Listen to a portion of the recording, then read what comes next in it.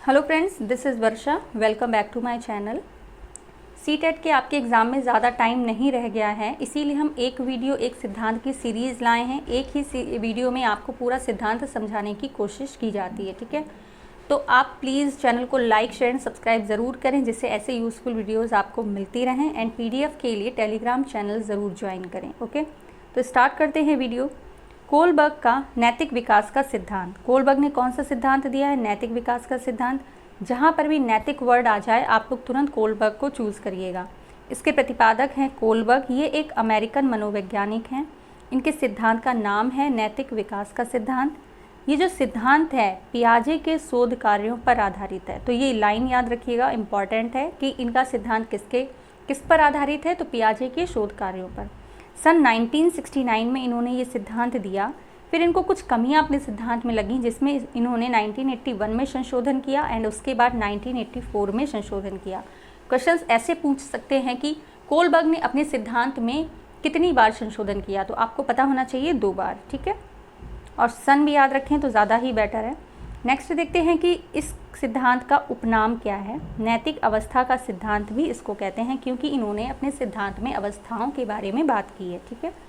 सिद्धांत देखते हैं क्या है। कोलबर्ग के अनुसार नैतिक विकास जो है वो सार्वभौमिक गोचर है। ये जन्मजात नहीं होता है, इसे सामाजिक परिवेश में सीखा जाता है। तो ये लाइन, जहाँ पर भी हम लाइन कर रहे हैं रेड कलर से, वो बहुत इंपॉर्टेंट है। याद रखिएगा कि नैतिक विकास का सिद्धांत जो है वो सार्वभौमिक गोचर है, जन्मजात नहीं होता है। क्वेश्चंस पूछ लिया गया है पहले कि नैतिक विकास का सिद्धांत क्या जन्मजात होता है? भाई, बच्चा जब जन्म लेता है तो उसमें नैतिकता की भावना नहीं होती, ठीक है। जब वो बड़ा होता है, सामाजिक परिवेश में अपने आसपास की घटनाओं को, लोगों को देखता है, तब उसमें नैतिकता की भावना आती है, ठीक है। कोलबर्ग ने 3 स्तरों को नैतिक विकास की प्रक्रिया में सम्मिलित किया है और प्रत्येक स्तर के 2-2 अवस्थाओं की कल्पना की गई, ठीक है। इन्होंने 3 स्तर दिए हैं, उन सभी 3 स्तरों की 2-2 अवस्थाएं हैं। तो 3 स्तर और 2-2 अवस्थाएं, मतलब 6 चरण और 3 स्तर, ये याद रखिएगा, ठीक है। कौन कौन से वो 3 स्तर हैं? पूर्व परंपरागत अवस्था या स्तर, जिसको प्री कन्वेंशनल स्टेज कहा गया है, जो कि 4 से 10 वर्ष, कहीं कहीं पर 3 से 10 वर्ष भी देखने को मिलता है। नंबर 2 है परंपरागत अवस्था, कन्वेंशनल स्टेज, ये 10 से 13 वर्ष होती है। नेक्स्ट है उत्तर परंपरागत अवस्था, यानी कि पोस्ट कन्वेंशनल स्टेज, जो 13 वर्ष से अधिक के लोगों में देखी जाती है, ठीक है। अब हम इनको एक्सप्लेन से समझते हैं, सही से समझते हैं कि क्या हैं ये स्तर। तो कोलबर्ग ने बताया कि प्रत्येक स्तर के 2-2 चरण होते हैं, अर्थात कुल कितने चरण हैं? 6 चरण हैं। प्रत्येक चरण अपने पूर्व चरण से अधिक परिपक्व होता है, ठीक है। क्योंकि जैसे जैसे एज बढ़ेगी, बच्चे वयस्क होंगे, उनका अनुभव बढ़ेगा, वो अपने अनुभव के आधार पर कार्य करेंगे। तो क्या होगा कि प्रत्येक चरण अपने पूर्व चरण से अधिक परिपक्व होगा, ठीक है। तो पहला देखते हैं पूर्व नैतिक स्तर। ये प्रारंभिक स्तर है। इसमें उचित अनुचित का ज्ञान व्यवहार के प्रति दूसरों की प्रतिक्रिया पर आधारित होता है, ठीक है। कि हमारे व्यवहार, क्यों बच्चा छोटा होता है, वो ये देखता है कि हमारा जो व्यवहार है उस पर दूसरे कैसे रिएक्ट कर रहे हैं। पहला है आपका आज्ञा एवं दंड की अवस्था। तो इसमें देखते हैं, इसमें बच्चे का व्यवहार कार्य के बाद मिलने वाले प्रतिफल पर आधारित होता है, ठीक है। बच्चे जानते हैं कि यदि वे आज्ञा का पालन करेंगे तो प्रशंसा होगी व दंड नहीं मिलेगा, इसके विपरीत अवज्ञा करने पर दंडित भी किया जाएगा। इस अवस्था में नैतिकता की अवधारणा पुरस्कार एवं दंड पर आधारित हो जाती है, इसीलिए इसको पुरस्कार एवं दंड की अवस्था या आज्ञा व दंड की अवस्था भी कहते हैं, ठीक है। बच्चा जानता है भाई कि अगर वो अच्छा काम करेगा तो उसको पुरस्कार मिलेगा और बुरा काम करेगा तो वो क्या होगा, उसको दंड मिलेगा, ठीक है। अब बात करते हैं अहम केंद्रिता की अवस्था। ये भी आपके पूर्व पहले वाले स्टेज में ही आती है।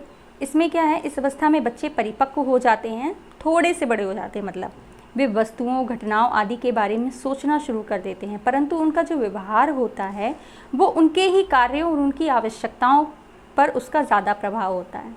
जैसे बच्चे अपनी इच्छा को सर्वोपरि मानते हैं। अगर उनको कोई चीज़ चाहिए तो वो चाहिए ही है, ठीक है। उनके लिए फिर चाहे वो गलत तरीके से उस चीज़ को पाएँ या फिर सही तरीके से, तो इसे पूरा करने के लिए वो गलत व्यवहार भी करते हैं। जैसे खाना चुरा लेना, कुछ बच्चों में रुपए चुराने की आदत हो जाती कि हाँ भाई हमें ये बिस्किट का पैकेट ख़रीदना है, मम्मी से मांगा, रुपए नहीं दिए, लेकिन पता है मम्मी के रुपए कहाँ रखे हैं, गए वहाँ से लिया, बिस्किट लिया, खाया पिया, बस, ठीक है। तो ये वाली जो स्टेज होती है वो अहम केंद्रिता अहंकार की अवस्था होती है। इसमें सिर्फ हमारी इच्छा, हम ये चीज़ ज़्यादा इम्पॉर्टेंट है। नेक्स्ट देखते हैं क्या है पारंपरिक भूमिका अनुरूपता स्तर, परंपरागत स्तर। इसकी जो एज है वो 10 से 13 वर्ष होती है। इसमें सामाजिक मर्यादाओं को ध्यान में रखकर व्यवहार करने का प्रयास करते हैं, ठीक है। पहली है प्रशंसा की अवस्था। इस अवस्था में बच्चे का व्यवहार जो होता है वो दूसरों से प्रशंसा पाने के लिए होता है। प्रशंसा पाने के लिए वे सक्रिय रहते हैं। वो ये मतलब वो गलतियां भी नहीं करते हैं। वो जानते हैं कि गलती करेंगे तो भाई हमें दंड मिलेगा, वो ये चीज़ पहले अनुभव कर चुके हैं, तो वो सिर्फ प्रशंसा वाले कार्य ही करना पसंद करते हैं, ठीक है। तो ये प्रशंसा की अवस्था है, ये आपकी कन्वेंशनल स्टेज यानी परंपरागत स्तर के अंतर्गत आती है। नेक्स्ट है सामाजिक अनुरूपता। इस चौथी अवस्था में बच्चा जो होता है वो वयस्क हो चुका होता है। बच्चों में चिंतन, संज्ञान एवं योग्यताओं का विकास हो जाता है। तर्क एवं मूल्यांकन के आधार पर व्यवहार तय करते हैं, ठीक है। वो कोई घटना आ गई तो वो बस तुरंत ही उसको सही नहीं मान लेंगे, वो अपना तर्क और मूल्यांकन लगाएंगे, उसके आधार पर व्यवहार करेंगे, उसके आधार पर प्रतिक्रिया करेंगे, ठीक है। सामाजिक आदर्शों तथा प्रत्याशाओं के अनुरूप व्यवहार करते हैं। वो ये मानते हैं कि जो भी समाज में हो रहा है वो बिल्कुल सही हो रहा है, वो उसी के अनुरूप अपना व्यवहार निर्धारित करते हैं, ठीक है। अगर आपको कोई भी चीज़ समझ नहीं आ रही या आप किसी और टॉपिक पर वीडियो चाहते हैं तो उसको कमेंट बॉक्स में ज़रूर कमेंट करिएगा, जिससे आपको उसका वीडियो मिल सके। नेक्स्ट है आपका उत्तर पारंपरिक अवस्था यानी कि आत्म स्वीकृत नैतिक सिद्धांत स्तर, पोस्ट कन्वेंशनल स्टेज इसको बोलते हैं। इसमें बच्चा बड़ा हो चुका है, अपने विवेक एवं अंतरात्मा की आवाज़ के आधार पर कार्यों एवं व्यवहार को करता है, ठीक है। इसकी जो पहला चरण है वो है सामाजिक सहमति की अवस्था यानी स्टेज ऑफ सोशल एग्रीमेंट। इस अवस्था में बच्चा यह मानने लगता है कि जो समाज, समूह, समुदाय, सामाजिक संस्थाएं हैं वे व्यक्ति की भलाई के लिए हैं। व्यक्ति को उनके प्रति सम्मान प्रदर्शित करना चाहिए। सामाजिक व्यवस्थाओं के प्रति गहरी आस्था हो जाती है और दृष्टिकोण जो होता है वो काफ़ी व्यापक हो जाता है। आम इंसान जो हम लोगों की तरह के लोग होते हैं वो इस स्टेज तक आ जाते हैं, ठीक है, सामाजिक सहमति की अवस्था तक आ जाते हैं। तो आप समझ गए होंगे कि सामाजिक सहमति की अवस्था क्या होती है। लास्ट आपकी अवस्था है विवेक की अवस्था। इस अवस्था में ये आखिरी अवस्था है। व्यक्ति की सामाजिक मान्यताओं के अलावा अतिरिक्त व्यक्ति की व्यक्तिगत मान्यताएं भी विकसित करने लगता है, ठीक है। ये जो हमारे संत लोग होते हैं, जो धार्मिक लोग होते हैं, जो गुरु होते हैं, वो इस स्टेज तक आते हैं, ठीक है। व्यक्ति की जो सामाजिक मान्यताएं होती हैं वो सिर्फ उनको ही नहीं आगे रखते हैं, वो अपनी मान्यताओं को भी रखते हैं। समाज अगर किसी चीज़ को गलत मान रहा है तो वो उसको गलत नहीं, मतलब किसी भी बात को अगर समाज मान रहा है तो वो ये सोचेंगे कि ये सही है या गलत है। अगर गलत है तो वो इसका विरोध करने से भी नहीं चूकेंगे, ठीक है। तो ये विवेक की अवस्था हो गई। इसमें देखिए इस अवस्था में बच्चा कुछ नियम खुद बनाता है, वह अपने विवेक से काम लेता है। अब इस सिद्धांत का निष्कर्ष क्या है कि वांछनीय व्यवहार का विकास क्रमिक रूप में होता है, ठीक है। ये जो विकास है वो क्रम रूप में होता जा रहा है।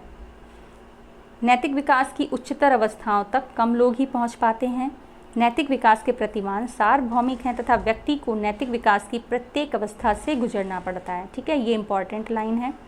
नेक्स्ट जो आपकी लाइन है वो मोस्ट इम्पॉर्टेंट है। CTET में ये क्वेश्चन पूछा गया है बार बार कि कोलबर्ग के सिद्धांत की आलोचना किसने की है। तो आपको पता होना चाहिए कैरल गिलिगन जो उनकी शिष्या थी, उन्होंने ही इनके सिद्धांत की आलोचना की।